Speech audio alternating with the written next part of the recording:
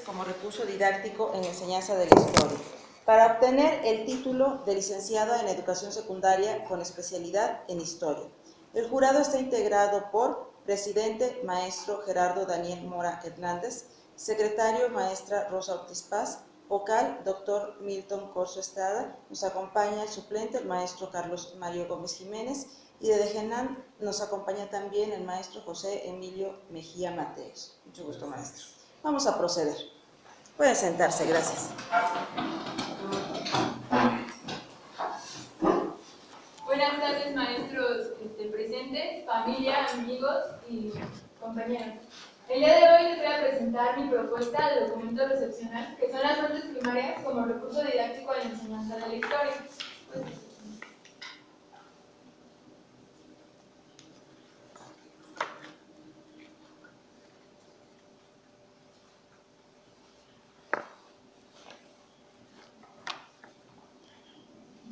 Mi documento recepcional se compone de 6 capítulos.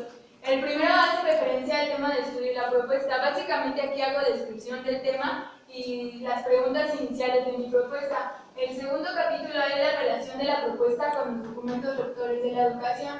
El tercer capítulo es el contexto escolar. Aquí me enfoco en la escuela y en sí las problemáticas que surgían en esa escuela y un poco de mi propuesta. En el capítulo 4 hago el diagnóstico de los grupos. Aquí ya hablo más a fondo de cómo eran los alumnos con los que trabajé, que fueron 3 grupos. El siguiente capítulo, que es el quinto, es la aplicación de las fuentes primarias como recurso didáctico en la enseñanza de la historia. Aquí ya es mi propuesta, se basa en cómo fueron mis jornadas. También en cada jornada resumo con evidencias y conclusiones. Y por último, el capítulo 6 son las conclusiones en general y también dar respuesta a las preguntas iniciales de la propuesta. Yo estuve practicando en la Escuela Secundaria General, número 217, Carlos Casas Campillo. Me encontré con un factor sorpresa dentro de esta secundaria. Esta secundaria se encuentra como a 20 minutos de mi hogar. Cuando yo iba a la secundaria decían que a nivel zona era de las mejores. Resulta que no sé cuántos años han pasado, aproximadamente 7, ya no es de las mejores a nivel zona. Su ubicación es Calzada Vallejo, distribuida en los 100 metros, y número Colonia Magdalena de las Salinas, Gustavo Madero. Ahí podemos apreciar las calles alternas a la secundaria. Ese puente que se muestra en la imagen fue un factor muy importante para, ¿cómo se podría decir?, la conducta de los alumnos, porque siempre que se iban de pinta se quedaban ahí postrados todo el día. También, si eran alumnos que tenían problemas de drogadicción y se podía ver cómo desde ese puente estaban inhalando sus drogas o fumando algún tipo de droga.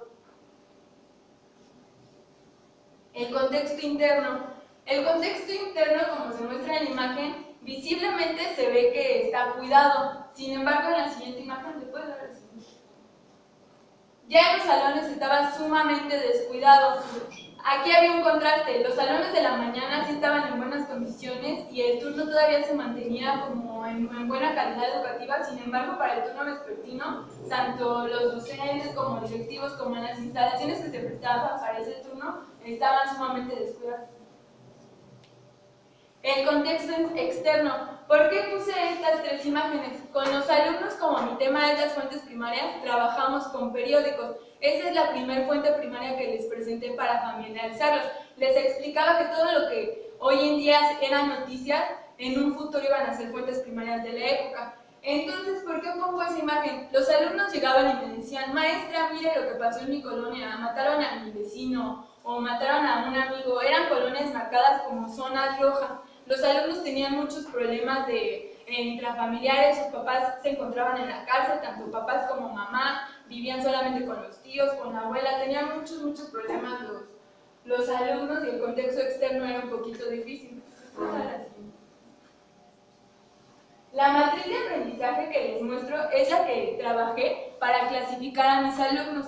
¿Por qué trabajé con esta matriz de aprendizaje? Esta matriz de aprendizaje se desprende del modelo de educación histórica de los maestros aquí presentes, Gerardo Mora y la maestra Rosa Ortiz Paz, donde se clasifican a los alumnos en 4 grupos. El primero es denominado activo. Este alumno se puede decir que es muy inteligente, sin embargo sus intereses escolares no están enfocados a la escuela o al estudio, sus intereses están enfocados a otras cosas, tanto de su vida personal o sus hobbies, etc.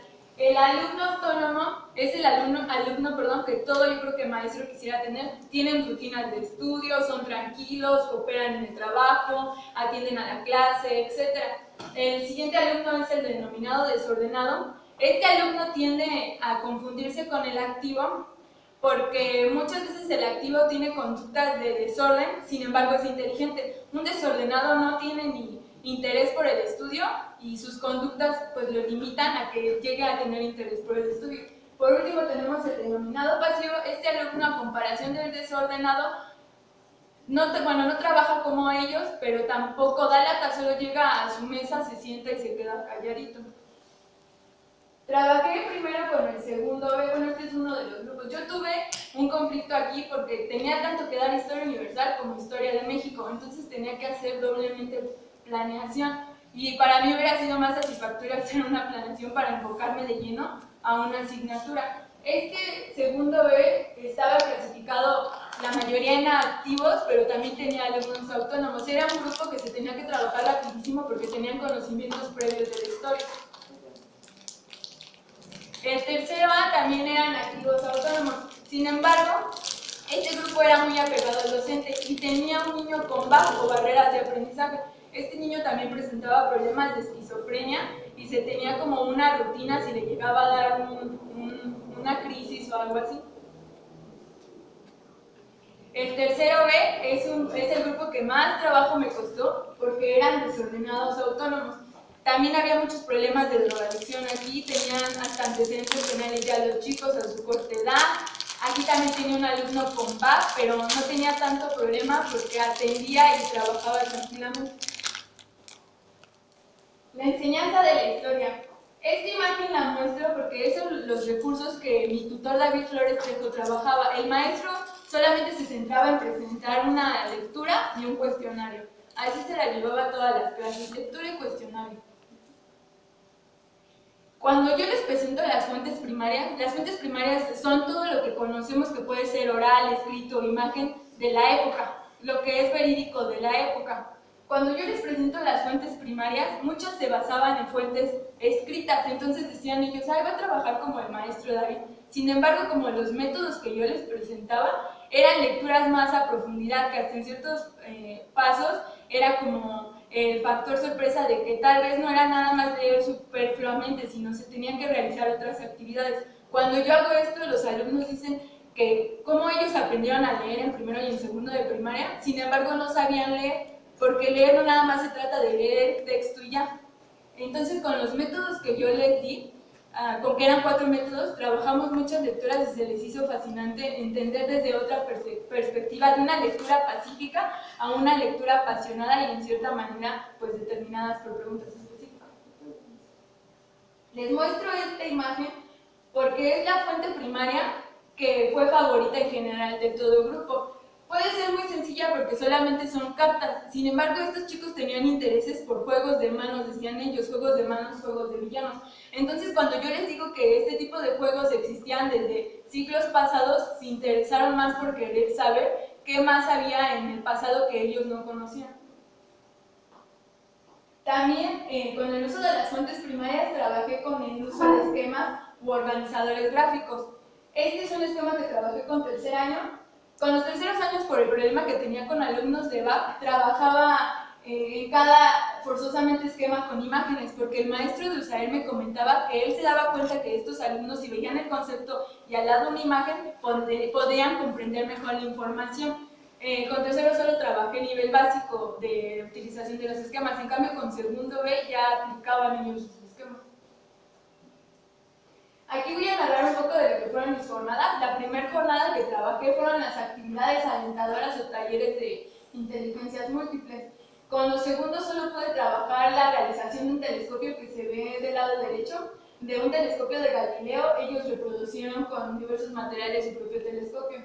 Con terceros tuve oportunidad de trabajar más porque ellos no estaban en banda de guerra, entonces no iban a sacarlos tan fácil de mi hora. La primera actividad que hicimos fue una talavera les mostré una calavera que tenía que ver con la ciudad de Puebla y asimismo una porcelana china, y ellos con unos mosaicos que nos encontramos en la escuela los rompimos y hicieron como su rompecabezas, y sin embargo también hicieron la calavera. También hicimos muñecos de vudú con terceros años. Nos basamos en dos tipos de culturas. La primera es la maya, con las muñecas itapenas, y la segunda con la cultura africana, que tenía más que ver con la religión santera. Aquí el maestro subdirector, que también fue egresado de esta normal, nos ayudó porque él ejerce esa religión. Entonces ayudaba a los chicos como a contextualizarlos, a enseñarnos cómo se hacían esos muñecos, etc. También hicimos un taller de chinampas. Y con esta imagen yo me quedo de todo mi servicio. Este alumno es Gerardo, es un alumno que ya había estado en centros de rehabilitación y también tenía antecedentes penales. Entraba drogado a las clases, las primeras clases que tuve con él. Sin embargo, en esta clase me dijo: maestra, yo ya no voy a entrar drogado a su clase porque no disfruto las actividades. Con estas actividades se puede decir que me los gané.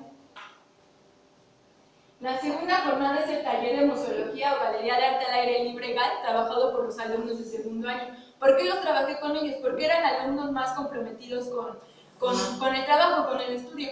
No tenían recursos para que ellos llevaran el material, así que yo todo les proporcionaba, todo yo llevaba. La verdad, lo puedo decir abiertamente, gasté muchísimo dinero en ciertos materiales, pero no me pesa porque creo que logré un cambio en los chicos. Esta es la invitación que ellos mismos organizaron para padres, directores y alumnos. Trabajaron 3 tipos de temas: vestimentas del siglo XVIII, déspotas ilustrados y este timbre postal que hace referencia a las nuevas transformaciones imperiales. Ahí se ve cómo los chicos están elaborando sus pinturas. Estas pinturas yo me basé en un papel que aquí en la secundaria, que aquí en la normal ocupamos para trabajar los códices. Yo se los di a manera de cuadros y ellos fueron eligiendo el tema, creando su pintura, los filmaban como si fueran artistas. No tengo imágenes de la presentación porque se me perdieron, sin embargo fue una presentación muy bonita. Ese día, por cuestiones climáticas, se tuvo que pasar al auditorio. En el auditorio, el maestro de música nos ayudó a ambientar tocando el piano. En repisas de pintura como las que utilizan los pintores, se me fue el nombre, se ponían en carretes, caballetes, se ponían esas pinturas y los papás pasaban, se daba una pequeña reseña de a qué hacía referencia. Un alumno antes de entrar los recibía con copitas de vidrio de plástico como si fuera vino tinto, con uvas, con queso, con pan. Fue una actividad muy bonita y creo que de todo lo que trabajé en el año escolar, me quedaría con eso como mi favorito. La jornada 3 y 4 ya la trabajé con los alumnos de tercer grado. Esta jornada se trató de un taller de periodismo del cancionero popular. Hacía referencias a temas que tenían que ver con la Revolución Mexicana. Este es un corrido que yo les escribí para motivarlos. ¿Por qué les escribía antes de algún taller, como una motivación, o les enseñaba que yo también podía hacer cosas artísticas? Porque ellos mencionaban, y bueno, se me da hacer cosas artísticas. Sin embargo, les mencionaba que el maestro que en verdad quiere propiciar el interés, empieza él a hacerlo para que de ahí los alumnos lo imiten. Este es un corrido que yo les hice. El corrido narra todos sus intereses, desde sus juegos que les gusta jugar, desde que son hiperactivos, no respetan a los maestros, y cuando se los canté a manera como de chuntata, chuntata, el tono de un corrido. Esta es la fuente primaria que utilizamos para trabajar su corrido que ellos mismos iban a crear. Aquí se cambió un poquito el modo de trabajo. La idea principal era que trabajaran un corrido a partir de temas sociales de la actualidad. Sin embargo, terminaron trabajando un tema, o un corrido sobre ellos. Aquí se ve cómo están trabajando. Y estos son algunos productos. Aquí mi factor sorpresa es que alumnos que eran desordenados y activos fueron más creativos que los alumnos pasivos y ordenados. Los ordenados y los pasivos los copiaban de internet, en cambio los desordenados activos, ellos mismos lo inventaron, lo crearon. Al final de esta presentación constó en que lo tenía que cantar con una guitarra que el maestro de música nos hizo favor de tocar con un tono chuntata, chuntata le dicen, y los alumnos cantaban su corrido. Por último, tenemos la jornada 5, que es un taller de dramatización. Esta jornada se volvió a trabajar con los alumnos de segundo año y se trató de hacer un noticiero que llevó por título Noticiero Dos Leticias. Aquí se ve como ellos se encargaron de crear el guión, de establecer dónde se iba a filmar el video, de filmar el video, de hacer lo que se tuviera que hacer para la escenografía. ¿Por qué trabajé esta jornada con ellos? Ellos eran alumnos que se les llama frikis, tienen mucho interés hacia las historietas, tienen mucho interés hacia los videojuegos, hacia los superhéroes. Durante la crisis de los misiles, que es el tema que se abordó en este noticiero, ellos me decían: maestra, en una película que nosotros hemos visto se contextualiza en la crisis de los misiles. Déjenos hacer de ese tema el video y le metemos como una parte chusca de que se presentan superhéroes, se terminan peleando, pero también como la parte histórica de desarrollar o de presentar lo que fue el tema de la crisis de los misiles. Aquí se ve cómo estaban ensayando ya cuando se tomaron video y el producto que se presentó fue un video. Como conclusiones, puedo decir que el uso de las fuentes primarias gestiona la progresión de los aprendizajes. ¿Esto qué quiere decir? Muchas veces que yo les presentaba una fuente primaria, les presentaba una situación, problema. No nada más quería que leyeran la fuente primaria, que observaban cómo se vestían o qué estaban comiendo, sino ya les decía: ustedes si estuvieran en ese momento, si creen que hubiera este problema, cómo actuarían y cosas así. El gestionar la progresión de los aprendizajes me permitió ver cómo a lo largo del año fueron apropiándose de las fuentes. No fue lo mismo empezar a trabajar con el diagrama Cooper que terminar trabajando con el método de estrategias específicas. Fue evolucionando su dificultad y fue muy satisfactorio porque eran alumnos que hasta decían en la misma dirección que eran las generaciones olvidadas, y les quise demostrar tanto a los chicos como a los maestros que los atacaban que eran capaces de hacer lo que se les proponía si el docente en verdad tenía un interés por que trabajaran. El siguiente es que rompe esquemas intelectuales y morales. Ellos tenían muchos prejuicios por lo que oían en casa, de lo que era la historia, de lo que pasó anteriormente, y a través de las fuentes primarias pues se muestra lo que es verídico y se transforma ese pensamiento. Hay manifiesta una real empatía histórica y por último supera la visión egocéntrica y presentista de la historia por medio de análisis profundo, llegando a visiones alternativas del mundo en el que vivimos. Muchas veces los chicos que hoy tenemos en secundaria creen que antes de ellos no había nada, que ellos son como las personas que viven en esta sociedad son las que han pensado mejor que otras anteriores. Sin embargo, yo les llegué a mostrar en algunas fuentes primarias que muchas personas del pasado llegaron a hacer grandes logros y que no teníamos por qué ser peyorativos, por ejemplo, con los indígenas o con culturas así. La siguiente conclusión es una conclusión más personal. Si se puede enseñar creando curiosidad, el aprendizaje será un proceso para toda la vida. Creo que yo, si llego a quedar idónea en el examen de oposición, voy a volver a utilizar el método que utilicé ahorita para seguir reforzándolo, ya que para mí fue muy satisfactorio trabajar con fuentes primarias, porque les creaba curiosidad y veía que sí les quedaban aprendizajes significativos. ¿Por qué puse esta carta? La última actividad que realicé con ellos fue que hicieran una carta dirigida a algún familiar, a algún amigo, a algún maestro, a alguien que ellos quisieran platicarle cómo cambió su perspectiva de la historia a lo largo del año. Esta niña me la escribió a mí como agradecimiento. Esta actividad también fue bonita porque la sellamos al mismo momento con cera y la fuimos a depositar a un buzón postal. Por mi parte sería todo. Gracias por su atención.